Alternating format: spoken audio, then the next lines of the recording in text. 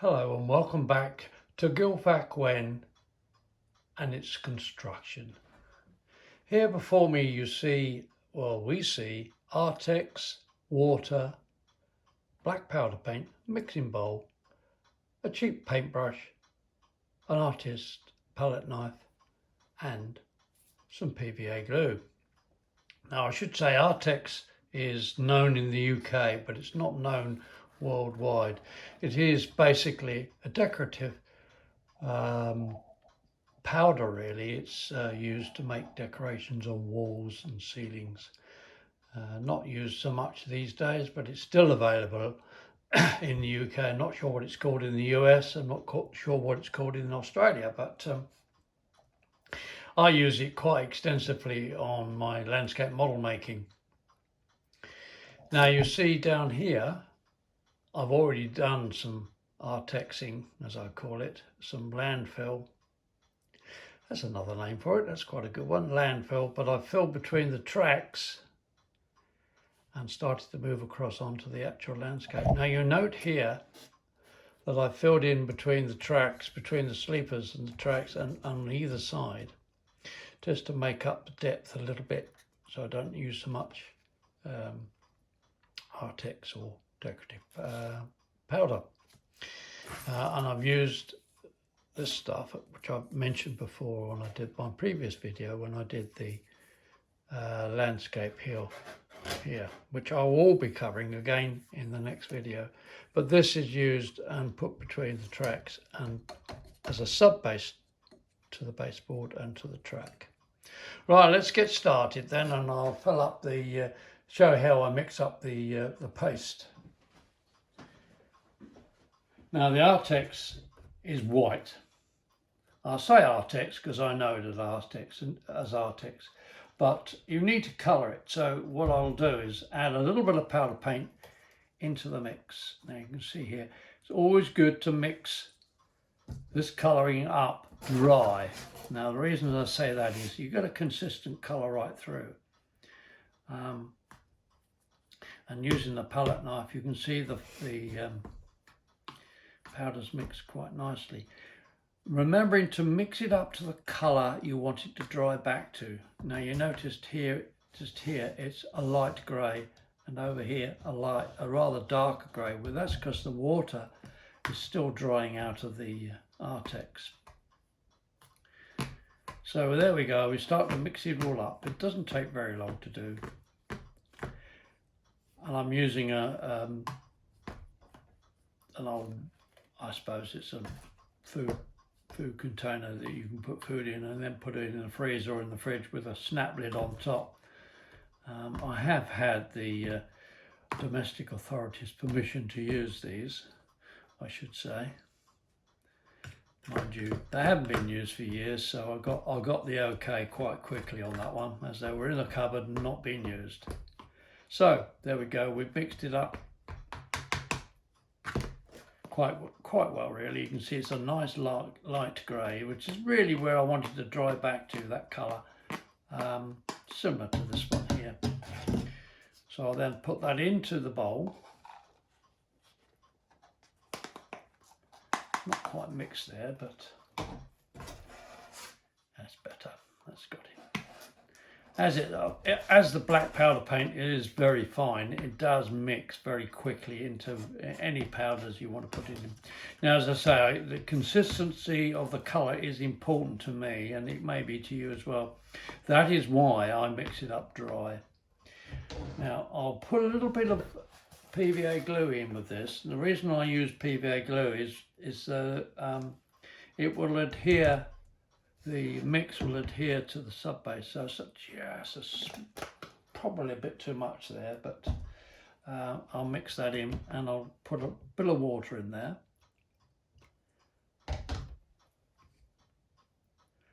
And stir it around like you're mixing a bit of cement and sand together. It goes quite quickly into the powders. If you want to make it even quicker, you can add a little tiniest drop of fairy liquid in the water, and that breaks down the surface tension and it allows you to mix it a lot a lot quicker. I possibly put a bit too much water in there. We'll see. I can always add a little bit more powder, a bit more Artex decorative plaster. Yes, it is a little bit too thin. It wants to be a little bit thicker than that. I'll get some more Artex.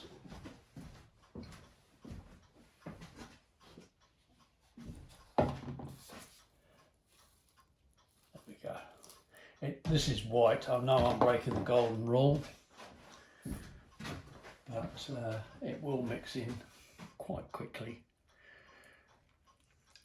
like so. Now it's thickened it up.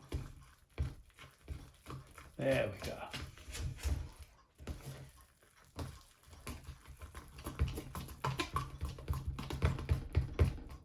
So it's like, really like a thick porridge. That's a good way to describe it, I suppose. Now this palette knife I'm using is actually an old, very old artist palette knife, and it originally was about 3 inches long, and it's over the years it's worn away and broken off, and I've ground it down, and it's now at a very nice size. It is for this, doing this particular job. There we go. Now you can see how nice and thick and, well, thick and sticky it is really. Well, that's with the aid of PVA glue. I'll just move those out of the way and I'll show you. We shall begin to do the track. Now you see it's fairly clean. It won't be by the time I've finished.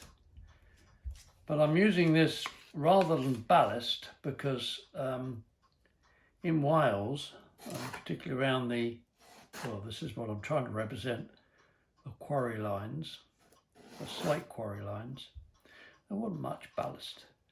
It was, well, there was ballast I think, but it got covered over pretty quickly with dust and rubbish, and the sleepers and the chairs were, well, particularly the sleepers got covered over, and it became just tracks in the ground almost, and you had vegetation, which I shall show you at some later date in the later video, coming up through the track. Now you can see how that's all working out.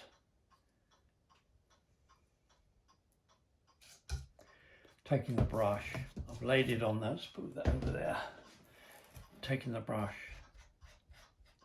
and working it along the track.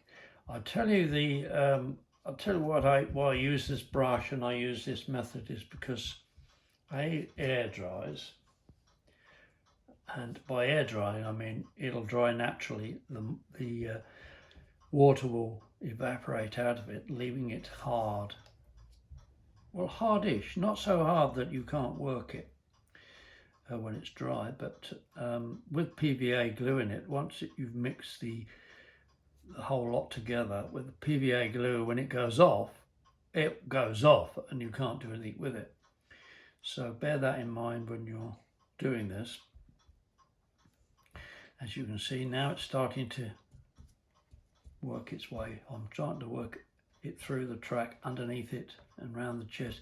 I'm not too worried about the chairs getting covered. They can be cleaned off with a burnishing brush, a brass burnishing brush, if you want to do that, which I probably will at a later date. And when I come to paint the chairs, because they are white metal, they'll look quite nice rusted up. Now you can see how that's starting to come together a little bit more in between the tracks. Doesn't need an awful lot on the 32mm gauge track, but on the 4-foot gauge, which is the Padarn railway gauge, where the transporter wagons were used to run the slate down to Port de Norwich, which is what I'm trying to represent here. Not per se exactly per se, or what am I saying per se for? Not exactly the same as the docking at Gill Factory. But a representation of. So I think I'll put a little bit more water with that. It's a little bit too glutinous. As you can see, it doesn't need too much water, just a little bit. In a mixing bowl like this, you need very little, really. That's better. And of course, while it's still wet, you can actually put water on the model itself, because we don't have to worry too much about electrical continuity, because there isn't any in this side of things. The track isn't live, not like with LGB. This is slightly different, using battery or live steam, but on this model I should be using predominantly battery, although it will be there will be live steam running over it. This particular module that I'm building here is to hopefully go on the 16mm Association modular layout, which is with the consent of Gareth Jones and others involved with that. I'll hopefully have it at, if it's finished in time, at the Garden Railway Show at Peterborough in April, which will be good. It's been a while since I've exhibited there. My last exhibit was, in May, some of you may remember, Melon Flecky, which is still on the circuit, which is good to see. I saw it in last year, was it June sometime? It had been sold on by the guys who owned it before, and it was nice to see it again, and still out there. So long may that continue. I use the same method of filling between the rails and doing the landscape as I'm doing here. The reason is I'm comfortable with it, and I find it very, very adaptable for the scene I'm producing. I've used Artex for many, many, many years, and I've landscaped many layouts in the smaller gauges for various people, and I've used the aluminium mesh over the profiles here, and it's worked very well, and it's stood the test of time. I've written about it, as I've said in one of my previous videos. Look, there we are. Look, it's starting to fill in between the tracks rather nicely.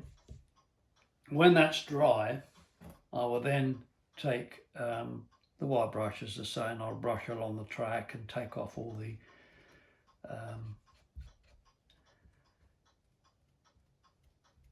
Artex that's stuck on top of the rail. Where it's gone between the sleepers and it's sunk a little bit, it gives that rather nice impression of the sleepers beneath. And also, if you want to put oil and water and represent that on the track, where it's sunk,